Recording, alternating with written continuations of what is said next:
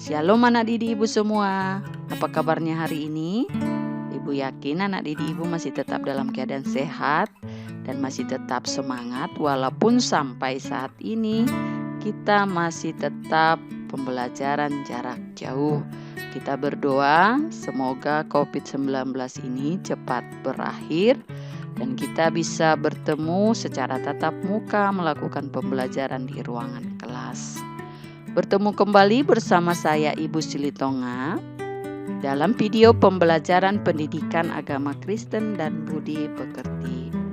Dalam video kali ini kita akan membahas materi dari kelas 8 bab 10 dengan judul Hidup Berkelimpahan. Bab 10 ini Ibu bagi menjadi 2 kali pertemuan. Untuk pertemuan pertama, silakan kamu pelajari materi dalam video ini. Kemudian kamu pindahkan ke dalam catatan kamu. Dan untuk pertemuan kedua, silakan kamu kerjakan evaluasinya. Nah, anak didik ibu semua, kita akan memulai pembelajaran kita. Silakan kamu persiapkan diri kamu dan juga alat-alat tulis kamu. Sebelum masuk ke pembahasan materi, kita berdoa terlebih dahulu. Marilah kita berdoa.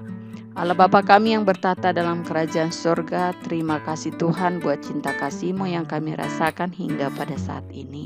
Dan pada saat ini Tuhan Yesus, kami akan memulai pembelajaran kami. Kiranya Engkau membuka hati dan pikiran anak didik kami agar bisa menerima pembelajaran hari ini dengan baik.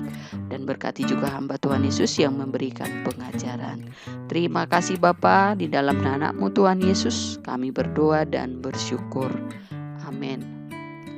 Yang menjadi bahan Alkitab kita untuk materi kali ini dalam Mazmur 37 ayat 23 sampai 26 dan 1 Korintus 15 ayat 54 sampai 58. Nanti anak didik ibu silakan kamu buka Alkitab dan membaca ayat ini.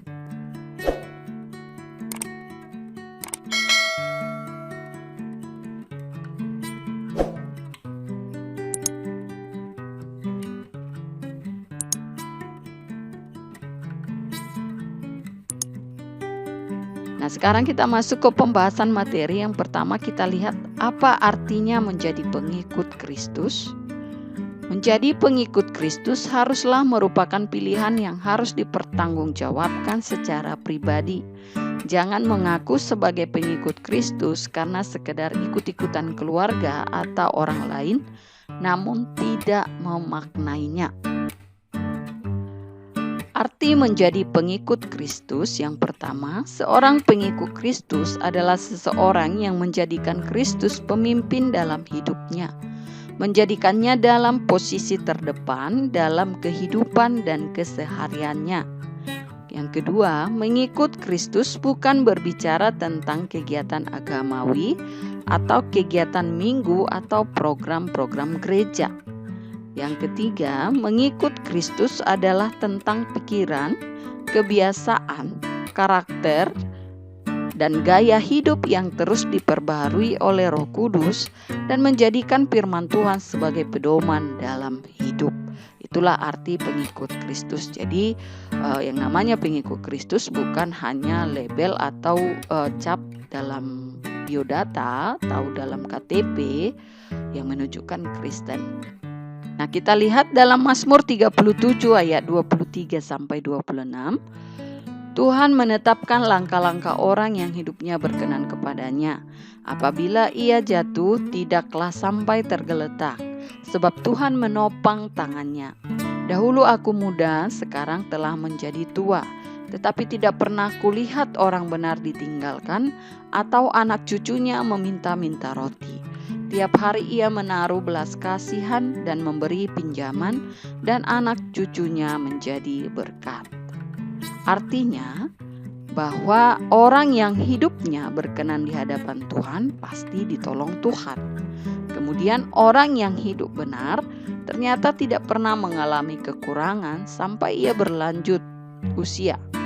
Kemudian ini bukti bahwa Allah memelihara dengan baik. Kemudian pemeliharaan Allah hanya terjadi ketika kita selaku anak-anaknya menjalankan hidup yang berkenan kepadanya. Dan orang yang hidup benar, hidupnya dan hidup anak cucunya akan menjadi berkat. Kelimpahan secara rohani bisa kita baca dalam 1 Korintus 15 ayat 54 sampai 58. Sebagai umat yang telah diselamatkan oleh Yesus Kristus melalui karyanya di kayu salib, hidup kita adalah hidup yang bisa dijalani dengan tenang. Tidak ada lagi ancaman maut karena dosa. Orang Kristen menjalani kehidupan di dunia ini dengan tenang karena jaminan pemeliharaan Allah baik secara jasmani maupun rohani untuk kehidupan yang kekal. Jadi pengikut Kristus itu memiliki kelimpahan secara rohani. Kemudian Kristus sebagai pemimpin yang layak diikuti. Apa artinya menjadi pengikut seorang pemimpin?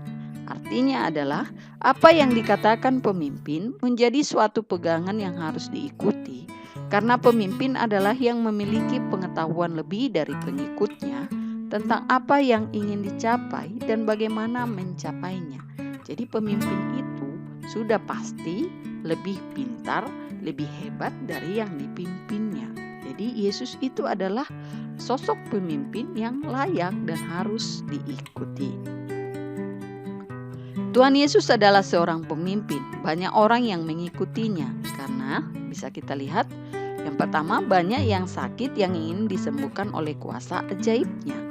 Kemudian yang kedua, Tuhan Yesus selalu mengajarkan bagaimana seharusnya menjalani hidup agar mendapatkan makna terbaik. Jadi Yesus itu banyak yang mengikuti semasa pelayanannya.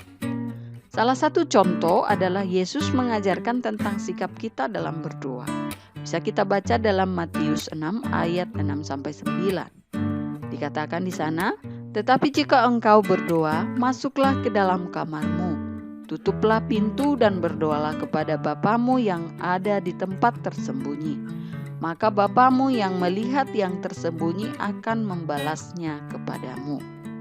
Pesan Tuhan Yesus dalam Matius 6 ayat 6-8 ini adalah yang pertama, bahwa menaikkan doa bukan tindakan yang bertujuan untuk mendapatkan pujian dari orang lain, melainkan untuk membina hubungan pribadi dengan Allah. Yang kedua, isi doa kita adalah percakapan yang keluar dari hati kita apa adanya. Tidak perlu panjang lebar. Kemudian yang ketiga, walaupun Allah Bapa mengetahui isi hati kita sebelum kita mengucapkannya, namun Ia tetap menunggu sampai kita memintanya. Yang berarti kita menunjukkan kebergantungan kita kepada Allah Sang Pemurah. Bagaimana kita bisa menjadi pengikut Kristus yang sungguh-sungguh?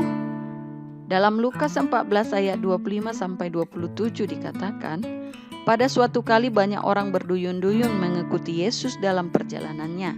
Sambil berpaling, ia berkata kepada mereka, "Jikalau seorang datang kepadaku dan ia tidak membenci bapaknya, ibunya, istrinya, anak-anaknya, saudara-saudaranya laki-laki atau perempuan, bahkan nyawanya sendiri, ia tidak dapat menjadi muridku.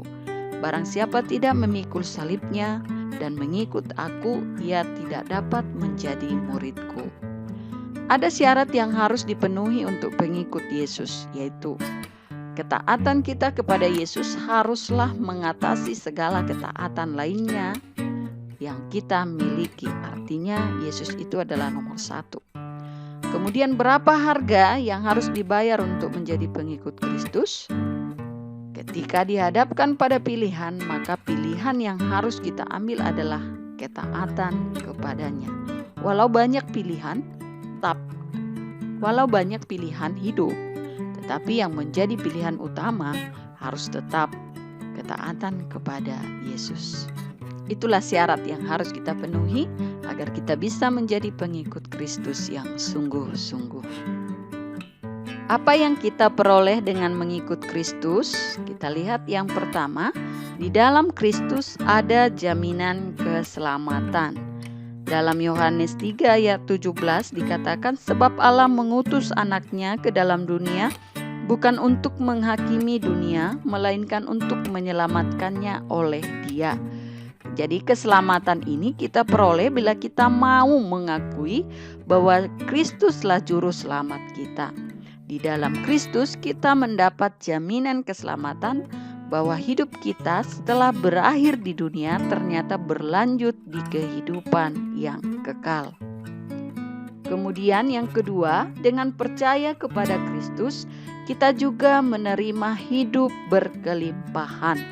Dalam Yohanes 10 ayat 10 dikatakan tentang ucapan Tuhan Yesus, pencuri datang hanya untuk mencuri dan membunuh dan membinasakan. Aku datang supaya mereka mempunyai hidup dan mempunyainya dalam segala kelimpahan. Jadi hidup di dalam Tuhan adalah hidup yang penuh kelimpahan. Mengapa demikian? Karena Tuhan sudah memberikan petunjuk melalui firman-Nya, seperti yang kita baca dalam Alkitab, apa yang harus kita lakukan. Jadi melalui hubungan yang akrab dengan Tuhan, melalui pembacaan Alkitab dan persekutuan dengan sesama, kita akan mendapat kekuatan untuk menjalani hidup ini dengan kelimpahan yang sudah dikaruniakan oleh Tuhan.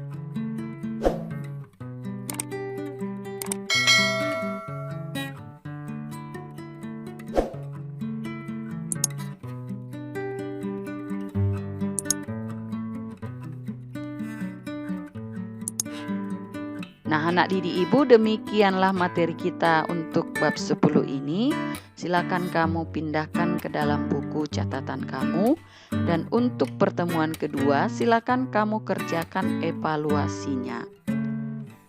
Kamu buka buku paket kamu, kerjakan evaluasi bagian D dari buku paket halaman 83, nomor 1 sampai 4.